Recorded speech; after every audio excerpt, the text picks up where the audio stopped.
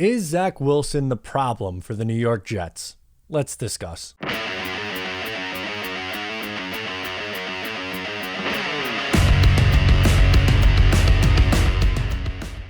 Hey, what's going on? I'm Matt O'Leary back with another video, and today I'll be talking about Zach Wilson and if he is the problem for the New York Jets.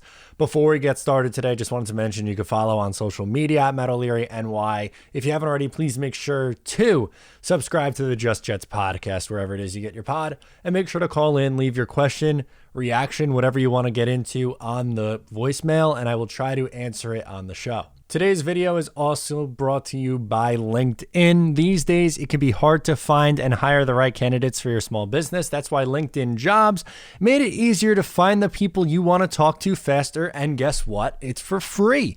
Create a free job post in just minutes using LinkedIn Jobs to reach your network and beyond to the world's largest professional network of over 770 people. It's why small businesses rate LinkedIn Jobs #1 in delivering quality hires versus leading competitors. So LinkedIn Jobs helps you find the candidates you want to talk to faster. Did you know every week nearly 40 million job seekers visit LinkedIn? You can post your job for free at linkedin.com/MO. That is linkedin.com/MO.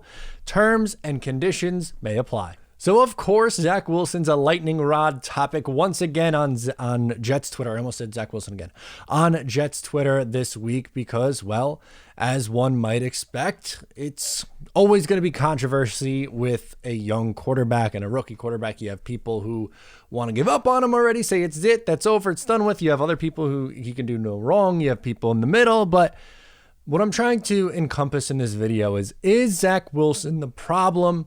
Is he the main reason why they lost this past week? Do they need to move on? So to answer the first question, or the last one, I guess I just said no, I don't think it would make sense to move on from Zach Wilson after, how many starts is he going to have? 13, 14 starts this year? And weak quarterback class and so many other holes on the roster. I don't see how that's possibly anyone's best idea, but it's a take that's being thrown out there. But what about just based off this past week? Was Zach Wilson the problem against the Miami Dolphins? No, I don't think he was great. I don't think he was bad.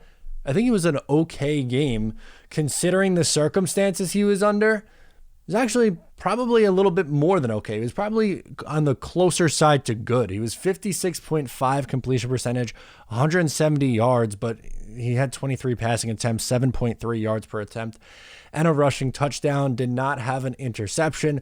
Did lose a fumble because, their left tackle was their fourth string left tackle in Connor McDermott, who is not an NFL caliber player. Without George Fant there at left tackle, the offensive line completely fell apart. In the second half especially, the offensive line was just abysmal. Free rushers coming in almost nonstop. Didn't have a chance. Between the pass rush getting home to this New York Jets, or getting through this Jets offensive line, and not a single wide receiver getting separation, they had no shot. Corey Davis is out. He was brought in to be one of the Jets starting wide receivers done for the year. How often did Zach really play with him anyway? They didn't really get that much playing time together. Corey Davis even underachieved this year with the New York Jets when he did play. And then Elijah Moore, who was clearing away the Jets' best wide receiver, misses time. And Keelan Cole and Denzel Mims haven't been good. I was a fan of the Keelan Cole signing. I thought that he would be a good addition to this team.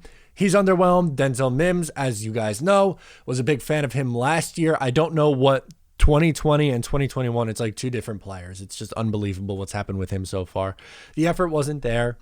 And of course, the running game's not going to be there when your offensive line was playing as poorly as it was this past week.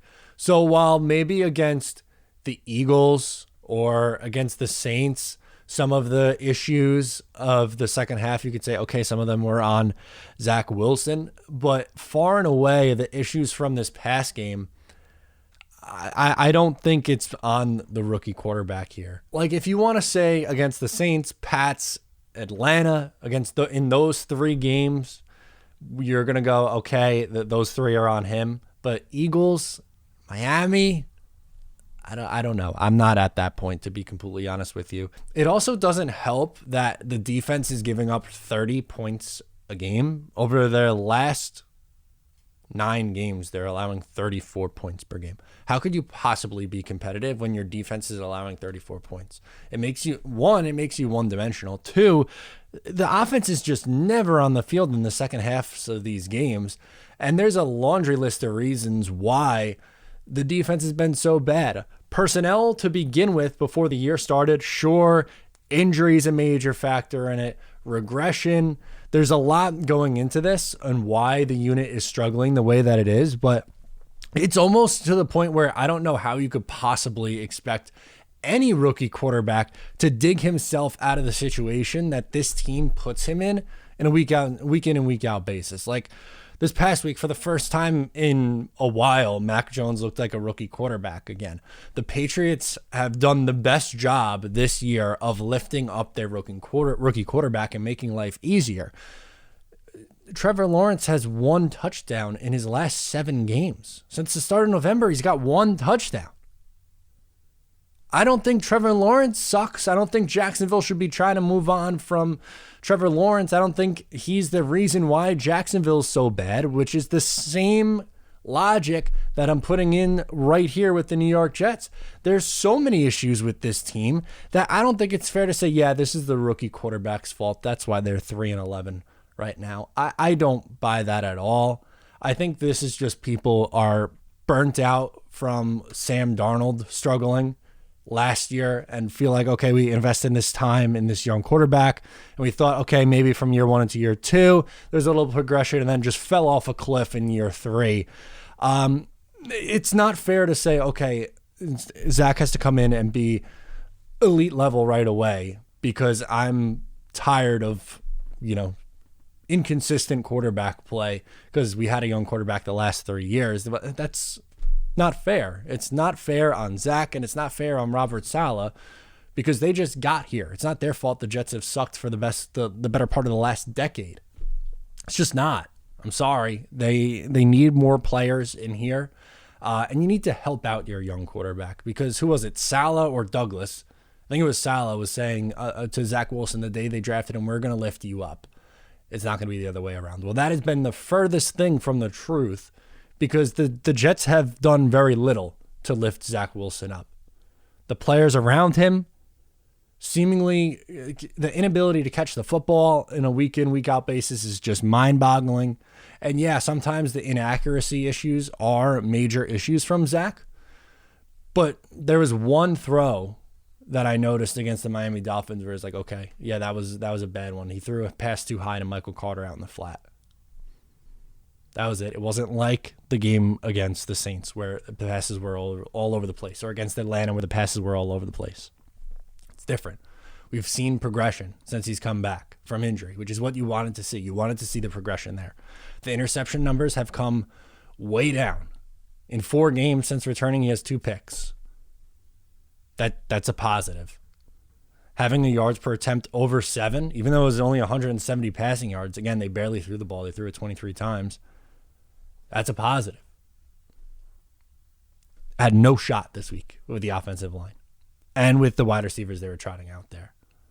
So maybe it's a wait and see until Elijah Moore comes back. I don't know, but they need Fant back. Like, he played 1 quarter with his starting left tackle this year in Mekhi Becton. Right from Jump Street, it was like things were going wrong for the Jets offense and for this Jets team. Injuries crippled this team. Whether you want to hear it or not, like I know that's, to some, they're going to say, oh, that's just an excuse. Every team has injuries. No, well, the Jets were hurt the worst this year out of any team in the NFL. Look it up. He has a passer rating over 80 in 2 out of his last 3 games. I would like to see the final 3 games end well for Zach Wilson. And, I mean, here against Jacksonville this upcoming week, it's a pretty good test. The Jets are favorites for the first time since week 4 of 2020. They're going to have a good chance to win this game. And I hope it's Zach Wilson showing out. I think that there's a chance that could be the case. Against Tampa, against Buffalo, that's going to be another story. That's going to be extremely, extremely difficult, but we'll cross that bridge when we get there.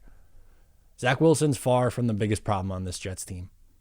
And just because you're tired of waiting for young quarterbacks to develop, doesn't mean that we should take it out on Zach Wilson. Let me know in the comments what you feel. Get at me on social media. Subscribe if you're new. I'll catch you next time.